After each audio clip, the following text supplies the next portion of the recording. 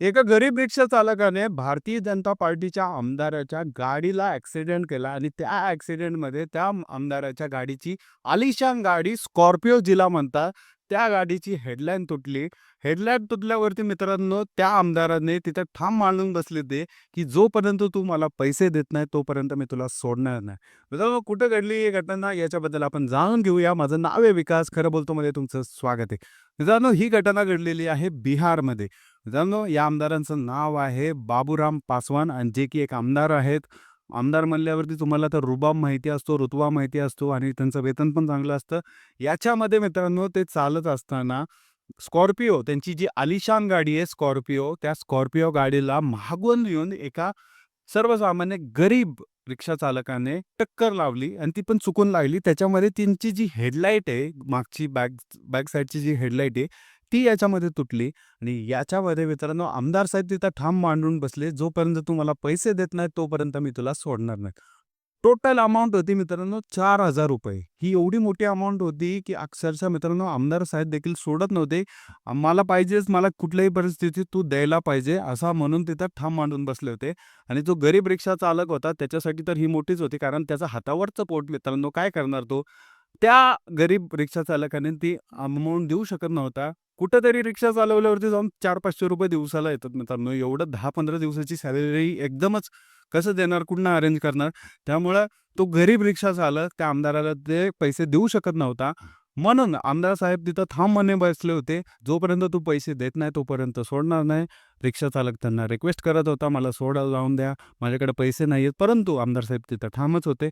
याच्यामध्ये मित्रांनो आजूबाजूचे लोकं तिथं जमा झाले. "काय झालं बाबा? काय चाललंय?" आमदार साहेब तिथं थांबलेले आहेत. तिथे गेल्यावरती आमदार साहेबांना विचारणं झालं, की असं-असं काय गोष्ट झाली, की तुम्ही या गरीबाला अडवून ठेवलेलं आहे? आमदार साहेब डायरेक्टली बोलले, "यांनी माझ्या गाडीचं नुकसान केलेलं आहे. मला पैसे भेटल्याशिवाय मी इथनं जाणार नाही." आमदार साहेब तिथं थांबले होते. मागनं गाडीला डॅश मारला होता. गाडी फुटली होती. जोपर्यंत पैसे देत नाही तोपर्यंत जाणार नाही असं आमदार साहेबांनी क्लिअर केलं. आता ह्याच्यामध्ये त्याच्यानंतर काय केलं, तर तिथं जे मीडियावाले लोकं होते ते पोहोचले. वाले लोकांनी त्यांना विचारलं, की एका गरीब लोकाला तुम्ही सोडायला पाहिजे. त्याच्याकडे परिस्थिती एवढं नाहीये, पैसे नाहीये.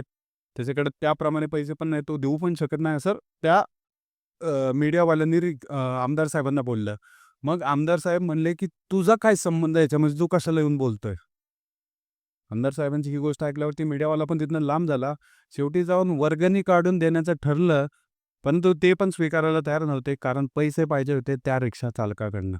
मित्रांनो, या प्रकारे घटना घडतात. तुम्हाला वाटेल मित्रांनो, आमदार लेव्हलचा माणूस एका सर्वसामान्य गोरगरिबाला पैसे मागतो अक्षरशः. जोपर्यंत तुम्हाला पैसे देत नाही, तोपर्यंत मी सोडणार नाही. हेच लोकं ज्यावेळेस मतं मागायची असतात, आपल्या दारासमोर येतात. मतं मागतात मित्रांनो. आपण आहे ना त्यांना प्रेम देतो, मतांच्या रूपात देतो आणि कुठली गरिबाकडनं चूक झाली, काय झाली, तर त्याला धारेवर धरतात. ठीक आहे मित्रांनो, मान्य करू आपण त्या गोरगरीब रिक्षावाल्याची चुकी होती. आमदार साहेबांकडे पैसे नसतील. आमदार साहेब तेवढे इमानदार आहेत, की अक्षरशः त्यांनी कधीच आयुष्यात कधी घोटाळे केले नसतील, काय केले नसतील.